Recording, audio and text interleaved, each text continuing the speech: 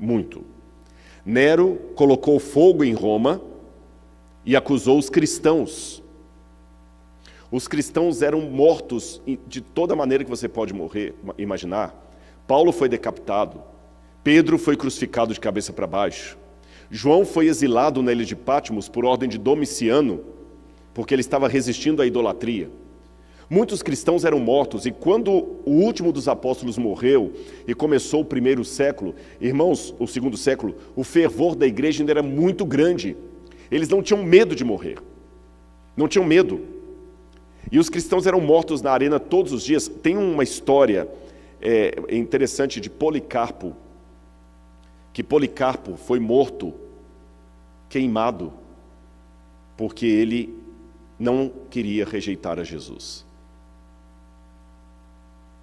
E dizem as testemunhas que enquanto ele estava sendo queimado, todos sentiram um cheiro de pão assando.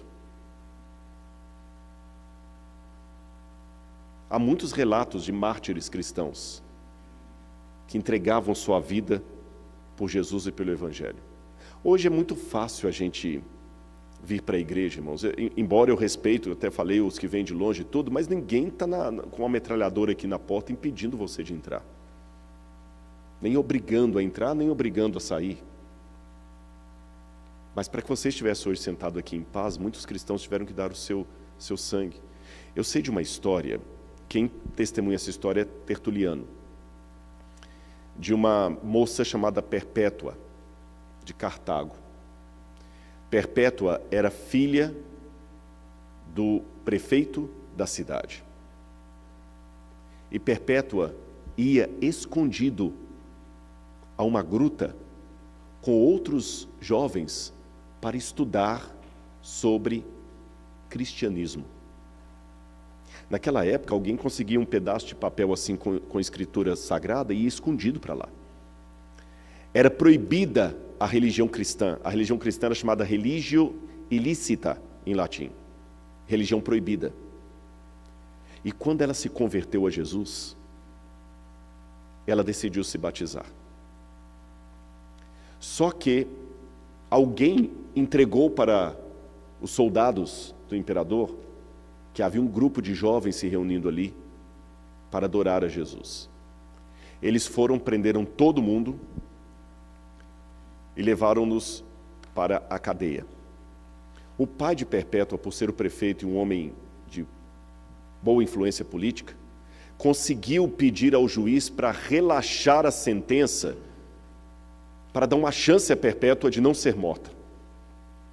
E ele chegou lá na cadeia e falou com ela assim: minha filha, não faça isso. Por favor, rejeite essa religião. Pai, eu não posso. Jesus mudou a minha vida. Esse Jesus não é seu pai. Eu sou seu pai. Você já viu o que eles fazem na arena com os cristãos? Vi, pai. Eles soltam os cristãos e soltam feras que devoram os cristãos. Então, minha filha, você quer morrer assim? Olha, eu consegui, através de muito esforço político, uma chance para você se livrar.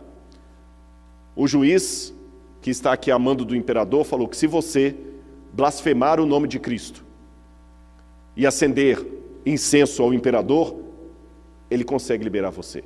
Pai, eu não posso fazer isso. Faça pelo seu pai, eu sou idoso. Faça pelo seu pai. Eu não posso. Então faça pelo menos o seguinte: rejeita Jesus só na hora, depois eu deixo você seguir escondido. Mas na hora que lhe perguntarem se você é cristã, diga que não é cristã, blasfeme o nome de Jesus, acenda um incenso para o imperador e depois eu deixo você seguir escondido. Ela virou para o pai dela e falou assim: pai, o que é aquilo ali no fundo da cela? Ele falou: filha, eu estou perguntando da sua vida, você está preocupado com o que está no fundo da cela? Não me interessa o que está lá. Não, pai, eu quero saber o que está lá no fundo. Uma bacia d'água. Não, pai, eu estou vendo um cavalo. O pai: você está o quê? É uma bacia d'água. Você bebeu alguma coisa? Pai, ali tem um cavalo. É uma bacia d'água. Pai, é um cavalo. Ele bateu nela. Essa religião deixou você louca? E ela, não, pai, não deixou louca, não. O senhor está certo. Ali não tem cavalo. É uma bacia d'água. Mas viu, não adianta dizer que uma bacia d'água é um cavalo. Todo mundo vai saber que ela é uma bacia d'água. Eu sou cristã. Não adianta eu tentar dizer que sou outra coisa. O pai desiste, sai. E no dia marcado, ela é jogada na arena com mais 4 jovens. Inclusive a empregada dela, que estava ali com Perpétua, foi colocada também lá. E eles soltaram os animais. Irmãos, um javali veio e mordeu a perna de Perpétua. A empregada dela que estava grávida correu, veio um outro animal, porque eles soltam os animais selvagens assim, e os animais ficam se atacando e estraçalhando. Havia um rapaz que ficou todo ensanguentado, e ela ouviu aquele rapaz ensanguentado e os outros debochando, falando assim, olha, esse aí disse que queria ser batizado antes. Ele foi batizado lá. O Deus dele atendeu o pedido dele. E naquele momento, um animal atacou a empregada dela que estava grávida, e a Perpétua estava assim ensanguentada também, vendo a amiga morrer, todo mundo morrer.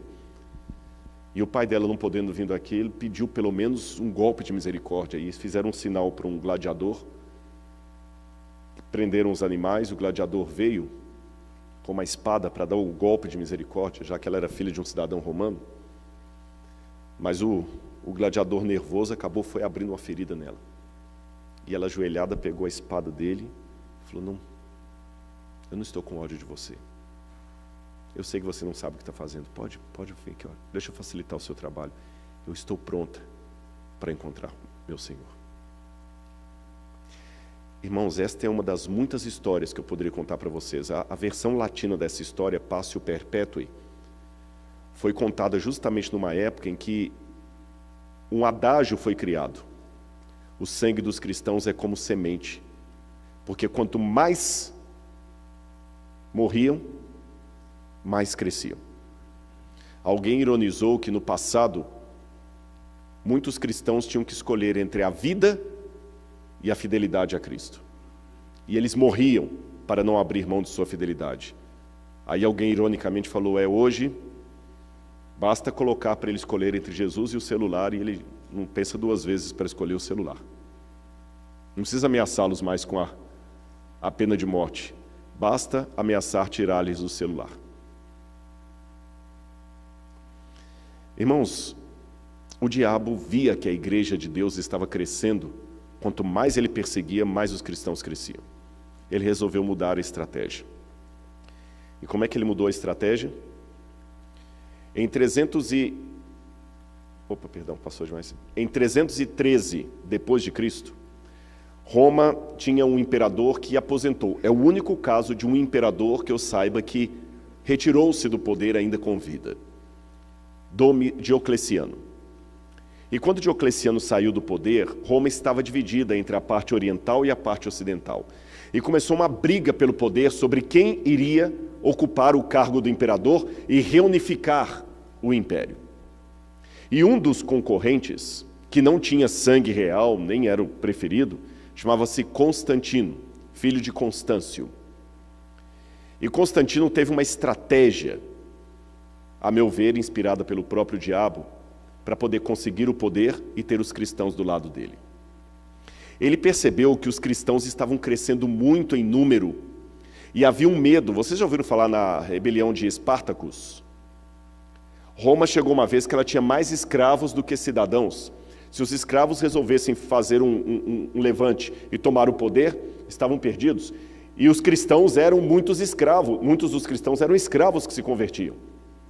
Ele não podia fechar os olhos ao cristianismo. Outro problema, muitas esposas de políticos estavam se convertendo ao cristianismo e era conhecido por todos que alguns políticos fingiam não saber que a esposa dele estava seguindo escondido o cristianismo. E por questão política, ninguém também falava nada. Constantino via que não podia ignorar esse grupo chamado cristãos.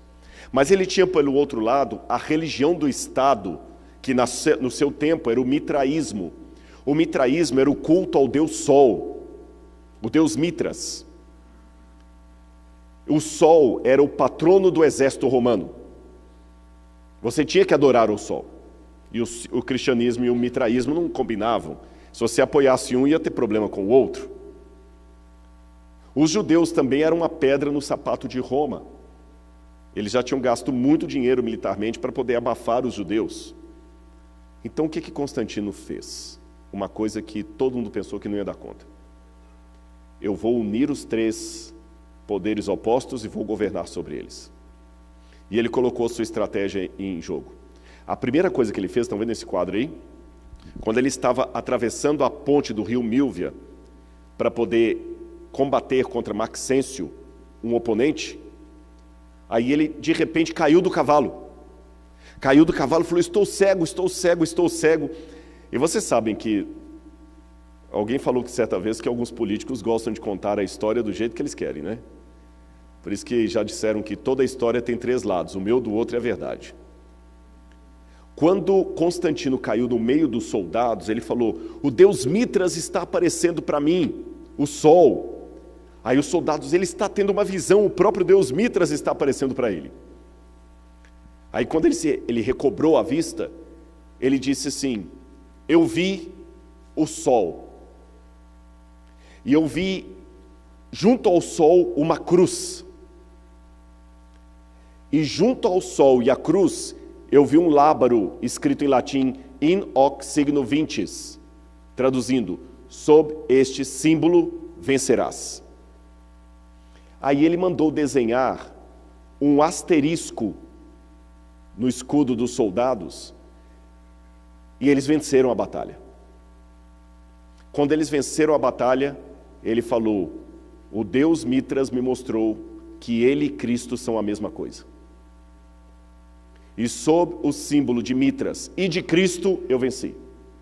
É porque o nome Cristo, eu esqueci de colocar esse slide para vocês, em grego, ele é desenhado como se fosse um X e um P. Imagina um X e um P. Já viram esse símbolo em algum lugar? É o monograma do nome Christos em grego. E parece também com um asterisco, que era o símbolo do sol. Aí quando Constantino assume o poder, a primeira coisa que ele faz, começa a dar liberdade para os cristãos. Os cristãos agora não vão mais ser perseguidos. Os cristãos agora têm o poder de ter a sua liberdade. Constantino mandou fazer para si uma estátua de bronze segurando a cruz. E todos que passassem diante da sua imagem deveriam fazer honra à nova fé do imperador, a fé cristã. Só que olha que curioso, ele só foi se batizar no leito de morte. E ele começou aos pouquinhos a acabar com a perseguição aos cristãos. Pelo contrário, ele começou a tirar dinheiro do cofre para pagar o salário dos líderes cristãos. Então os presbíteros da igreja começaram a receber salário vindo dos cofres públicos. O Edito de Milão deu liberdade para os cristãos. Igrejas cristãs começaram agora a ser construídas, erguidas, no lugar dos antigos templos pagãos. Por exemplo, havia um templo pagão que chamava-se Basílica. Era onde o imperador se reunia. Basílica vem do grego Basileus, rei. A Basílica agora se tornou um santuário cristão. A Cúria, que era o nome de uma disposição do Império Romano, agora era cristã. E ele começou a dar liberdade para o povo. E o povo cristão, quando começou a ter mais liberdade, começou a se acomodar, se acomodar, se acomodar, e a igreja começou agora a trocar a perseguição pelos palácios de veludo. Começou a trocar a oposição pela aceitação. E irmãos, eu vou confessar para vocês uma coisa. O conforto é bom? É bom. O luxo é bom? É bom. Mas é um perigo. Eu costumo dizer que uma vez, por um acidente de percurso, não pelo meu bolso, porque eu não tenho dinheiro para isso, por um acidente de percurso, eu viajei uma vez para a França de primeira classe. Eu fui com uma pessoa para a França e eu fui de primeira classe. Aí alguém perguntou, e aí, como é que foi? Eu falei, foi a pior experiência da minha vida. E você pergunta, por que você viajou de primeira classe? Por que foi a pior experiência? Porque agora eu sei como é horrível viajar na classe econômica. Eu aprendi que algumas vezes a ignorância protege você. A ignorância às vezes é uma bênção. Está comendo na rua, não vai olhar a cozinha. Não fica imaginando como é que o prato foi feito, senão você não come. E toda vez agora que eu entro com a minha esposa num avião e que eu olho a primeira classe, dá um trem tão ruim que eu não tinha antes. Anedota à parte, a igreja experimentou agora o luxo, o poder, o imperador era cristão. Como é bom agora fazer parte desse império. Ele não é mais o nosso inimigo, agora ele nos aceita. E aos pouquinhos a igreja já baixou a guarda com Roma e começou a se aproximar cada vez mais de Roma, cada vez mais de Roma, cada vez mais de Roma. Constantino deu para a igreja o status de religião queridinha do imperador, protegida. Ficou claro até aí? Aí olha o que aconteceu. Vocês se lembram que eu mostrei anteontem que Roma, em 476 a.C., depois de Cristo, perdão, corrigindo, 476 depois de Cristo, Roma foi dominada pelos bárbaros. Pelos bárbaros, vocês se lembram? E os bárbaros atacaram Roma, como dizia a profecia de Daniel, e dividiram Roma em reinos. Sabem qual foi o único poder antes do ataque dos bárbaros que continuou em pé depois do ataque dos bárbaros? A igreja cristã. E o que tinha mais poder dentro da igreja cristã era o bispo de Roma. Era o bispo de Roma. E muitos bárbaros até se converteram ao cristianismo. Mas havia três grupos de bárbaros, chamados vândalos, érulos e ostrogodos. Se você tiver uma vista boa, diferente da minha, você vai poder ver aqui, ó. Os vândalos estão aqui no norte da África, tá vendo os vândalos? Os érulos, onde está escrito Odoacro, que seria a Península Itálica, e os ostrogodos estão mais ali naquele canto. Esses três poderes eram os únicos que resistiam à hegemonia cristã. Aí, em 508 depois de Cristo, um imperador dos francos, chamado Clovis, casou com uma mulher cristã. Ele se converteu ao cristianismo e ofereceu para o bispo de Roma o seu exército. Então agora o bispo de Roma tinha um exército. E sabe o que ele começou a fazer? Eliminar os seus oponentes. Primeiro os vândalos, depois os ostrogodos e por fim os érulos. E em 538 depois de Cristo, Justiniano subiu ao poder e ele queria ser um chefe da igreja e ele entregou para as mãos do bispo de Roma o controle de toda a Europa. Aí a igreja cristã, que antes era a igreja católica, apostólica, tornou-se agora católica, apostólica, romana. Isso é história. Viram onde é que a mulher se junta com a besta? A besta não era Roma? Se juntou na história. E antes que você pense duas coisas, eu quero corrigir duas coisas aqui para que você não interprete mal, principalmente você que está ouvindo de casa. Isso aqui não é um ataque gratuito à Igreja Católica. Não, de jeito nenhum. Deixe-me revelar para vocês uma coisa. Eu vim da Igreja Católica. E quando eu me tornei adventista, se alguém quisesse me ofender, era perguntar assim, então você se converteu? Não, eu já era um católico convertido. Porque quando eu fazia a oração do Pai Nosso, da Ave Maria, do Crê em Deus Pai, do Salve Rainha, eu fazia com a mesma fé e a mesma sinceridade que eu orei aqui agora junto com o pastor Natanael. A única diferença entre aquele Rodrigo e esse é que esse tem um conhecimento teológico que aquele não tinha, mas a sinceridade e o amor para com Deus era o mesmo. Então, desculpem se eu decepciono vocês, mas eu não me converti quando eu me tornei adventista, não. Vocês apenas me ensinaram coisas sobre o Deus que eu já amava e eu não sabia.